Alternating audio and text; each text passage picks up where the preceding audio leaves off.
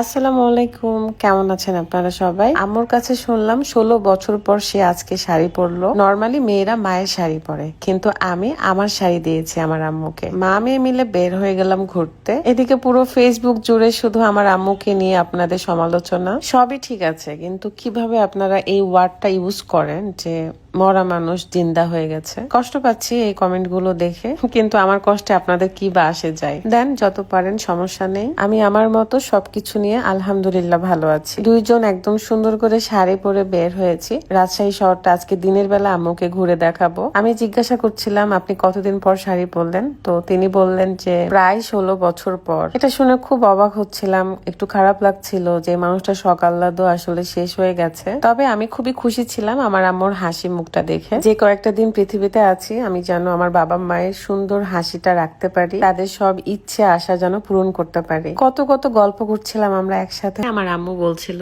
যে সবাই তোমার দিকে দেখছে মা, কেন?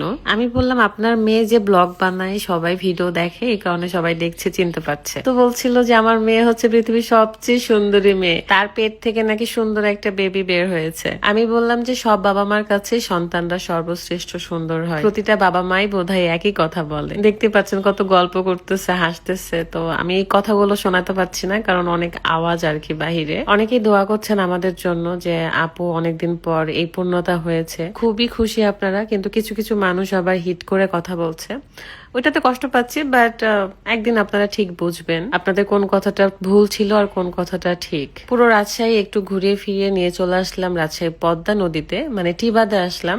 টিবাদের মেন জায়গায় অনেক বেশি ভিড় ছিল, তাই একটু সাইডে এসেছি। এখানে দেখলাম একজন ফুল বিক্রি করছিল। ভাবছি যে সারা জীবন তো ভালোবাসার মানুষকেই ফুল দিয়েছি, আজকে আমার আম্মুকে ফুলটা কিনে দেই।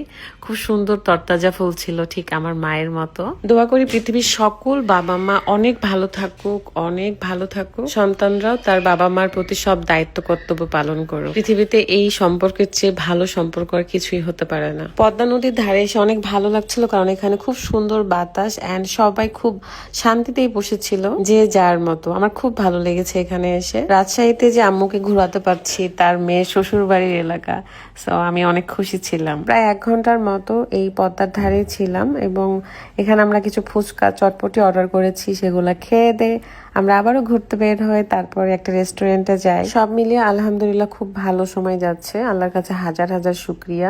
দেখেন টিবাদের ওইদিকে কত ভিড়, এই কারণে আম্মুকে ওইদিকে নিয়ে যায়নি, বাট ওইখানটাই বেশি সুন্দর।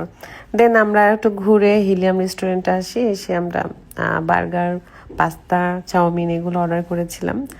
আমরা খাবার দাবার শেষ করে দেন বাসায় চলে যাই। তবে বাড়িতে যখন শুয়ে থেকে আম্মুর সাথে গল্প করি তখন খুব ভালো লাগে, কত বছরের সেই পুরনো জমে থাকা গল্প। যাক, ভিডিওটা বড় করছি না, সবাই শুধু দোয়া করবেন, এতটুকুই চাই। আল্লাহ হাফেজ।